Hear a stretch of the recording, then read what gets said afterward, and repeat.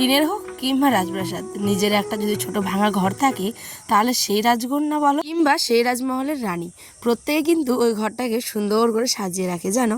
তো চলো, হ্যাঁ, good morning, welcome back to my new video. তোমরা কেমন আছো? সকলে আশা করছি ভালো আছো, সুস্থ আছো। আজ হচ্ছে 28 তারিখ, কুরবানির দিন। সকাল বাজে এখন 5টার মতো। সকালবেলা ঘুম থেকে উঠেছি 5টার দিকে, দেখতে তো পেলেই আয়ানোর বাবা এখনো ঘুমা। দেখো কি সুন্দর আজ সকালবেলার আকাশ পরিষ্কার হয়ে আছে। এখন ওটাই সমস্ত কাজটা শুরু হবে, তার আগে স্নান। আর এই যে দেখো বর্মা বড় আব্বাকে কাজল না সুরমাকে বর্মা সুরমা ভরাই দিচ্ছে। দেখো কেমন লাগছে বড় আব্বাকে। আর এদিকে রোহিত, দেখি রোহিত মুখটা, ওরে বাবা সুন্দর লাগছে। যে দেখো পড়েছে, দেখি দিকে দেখ, হাই হাই কর। হ্যাঁ সুন্দর লাগছে তাই না? এই দিনে অন্যান্য বারের থেকে একেবারে অন্যরকম হলো আমাদের জীবনের। এটা একটা মানে কি বলবো, অন্য রকমের ঈদ বলতে পারো। দেখতেই পেলে বর্মার আর বাবাকে কি সুন্দরভাবে সাজিয়ে দিচ্ছিলো। বুড়ো বুড়ি হলেও ভালোবাসাটা যেন এমনই অটুট থাকে, তাই না বলো? তো কত সুন্দর লাগছিলো দুজনকে দেখতেও। আর এই দিকে সকালবেলা উঠে আমাদের মেয়েদের হাজার একটা ব্যস্ততার কাজ। ঘর মুছো, ঘর ঝাড় দাও, কিছু বাসন থাকে, মানে আটা মোথা থেকে শুরু করে রুটি বানানো, সমস্ত কিছু নিয়েই একটা সকাল ব্যস্ততার মধ্যে দিয়ে শুরু হয়। সকালে উঠেই দেখো হাঁড়ি বাসনগুলো তো ধুলে আমি পরিষ্কার করে, ডালা বেনি তক্তি, তারপরে যাদের চুলা আছে চুলা লেপতে হয়। আর আমি কিন্তু এসেছি এই যে গ্যাসটা মুছতে, যেহেতু গ্যাসেই করবো সেই কারণে চটপট করে গ্যাসটাকে মুছলাম। দেখো তো রান্না করতে গেলে কত তেলের চিটচিটে ভাব পড়ে থাকে, একদম বাজে লাগে। এবার একটা সুন্দর নাইটি পরেছি নতুন, এটা আমি নিয়ে রেখেছিলাম মানে অনেক দিন আগে থেকেই। এখন দেখো তোমার দাদা ভাইরা কিন্তু উঠেনি, 5:45 মতো বাজতে গেল, না সরি 6:30 মতো বাজে হয়তো। এখন বললাম উঠো তাড়াতাড়ি, 7টার দিকে ছিল আজকে আমাদের নামাজ। আয়ন সোনাও কিন্তু এখনও ঘুমোচ্ছে, খুব ভালো মতো করে ঘুমোচ্ছে। আমার ছোট্ট সোনাটা কিন্তু এইবার দিয়ে ওর 3বার হচ্ছে কুরবানির আর কি, ঠিক আছে, মানে 3 বছর আর কি হতে যাচ্ছে। তো এইবারটা ওর একদম অন্যরকম। দেখো ওর বাবাকে কিন্তু ওই প্রত্যেকবারই কিন্তু এগিয়ে দেয়। এবার কিন্তু ওই ঘুমিয়ে আছে, এখনও উঠেনি। আর আমি ওর বাবা বারণ করলো, বলছে থাক ছেলে যখন ঘুমাচ্ছে তাহলে ঘুমাক, উঠানোর দরকার নেই। দেখো আমি তারপরে কিন্তু ঘরটাকে ঝাড় দিচ্ছি। ওর বাবা বাথরুম হাত মুখ ধুতে ধুতেই কিন্তু আমি ঘর গোছানো, ঘর ঝাড় দেওয়া, মুছা, ওর বাবার সমস্ত কিছু কাপড় টাপড় রেডি করা।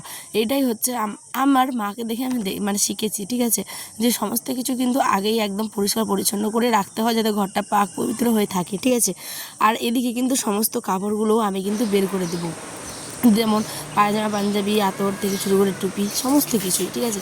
আর এইবারের ঈদটা একদমই ভালো হলো না, কেন বলো তো? কারণ কুরবানি কেউই দেয়নি, মানে আমরা দিনই আর কি, ঠিক আছে। কারণ এইবার একটা প্রবলেম, তোমরা তো জানোই যে এখন প্রত্যেকেই গরু জবাই করা বারণ। তো সেই কারণে কিন্তু ভয়ে আতঙ্কে কেউ দেয়নি, আর আমরাও কিন্তু দেয়নি। হ্যাঁ ছাগল চাইলে নিতে পারতাম, কিন্তু আমাদের ছাগলটা নেওয়ার একটা না নেওয়ার একটা অন্য রকমের কারণ আছে, যেটা তোমাদের আমি পরে বলবো, কারণ আমি এই মুহূর্তে বলতে পারছি না। এটা একটু আমাদের ব্যক্তিগত সমস্যা, অবশ্যই টাকা পয়সার দিক থেকে না। তোমরা হয়তো অনেকে ভাববে যে হ্যাঁ টাকা পয়সার জন্য, না, টাকা পয়সার জন্য না, একটা অন্য রকমের সমস্যা। সেই কারণে আমরা চাইলে ছাগলটা দিতে পারতাম, কিন্তু দিতে পারলাম না। সব কথা যদি আমি শেয়ার করি তাহলে কি মানে নিজের মধ্যে কিছু থাকলো বলো? তো যাই হোক, চলো চেষ্টা করবো তোমাদের জানানোর আগে। আর দেখো তোমরা কিন্তু আমার পরিবার, তা বলে যে মানে সবাই রকম মানে সবাই এই প্ল্যাটফর্মে আছে, ঠিক আছে। এবার আমার যারা ভালোবাসে, যারা খারাপ বাসে, তারাও আছে। এবার তোমাদের আমি ভালোবেসে বলতে গেলে সেও ওই সুযোগটা নিয়ে কাজে লাগাতে পারে, এই হচ্ছে ব্যাপার। সে কারণে ওটা স্কিপ করে গেলাম। চলো বাই দেবো। এখানে আইনকে আমি সমস্ত ড্রেস আমি কিন্তু পরাবো, কিন্তু নতুন ড্রেসটা যে এমনভাবে বাচ্চাটার ছোটো হবে কে জানতো বলো তো? ঈদের দিনে একটা খুশি নষ্ট আর কি বলতে পারো। তো এই যে আয়নার বাবার সমস্ত কাপড় চোপড় আমি রেডি করেছি, সেটা এখনও ঘুমাচ্ছে, 5:45 মতো বাজে। তারপরে এখানে এই যে তোমার দাদাভাই উঠেই কিন্তু স্নান টান সেরে আসলো। এখন একদম ওই কিন্তু রেডি হয়ে বেরিয়ে পড়বে হচ্ছে নামাজ পড়ার উদ্দেশ্যে, ঈদগার জন্য।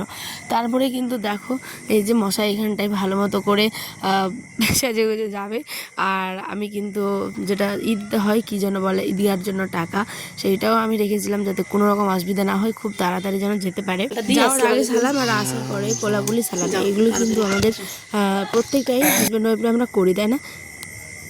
তো এখানে টাটা করে চলে গেলো তোমাদেরকেও, সাথে আমাকেও। তারপরে আমি দেখো ওকে টাটা করলাম। আর আমার মা একটা কথা বলতো, যতদূর চোখ যাবে ততদূর নাকি দেখতে হয় দাঁড়িয়ে থেকে, যে স্বামী কতদূর নামাজ পড়তে যখন যায় আর কি, কতদূর পৌঁছালো, ততদূর নাকি হয় কি বলো তো, নেকি পাওয়া যায়। জানি না কথাটা কতটা মানে খাঁটি বা বিশ্বাসযোগ্য, কিন্তু আমি মনে করি তাই করলাম।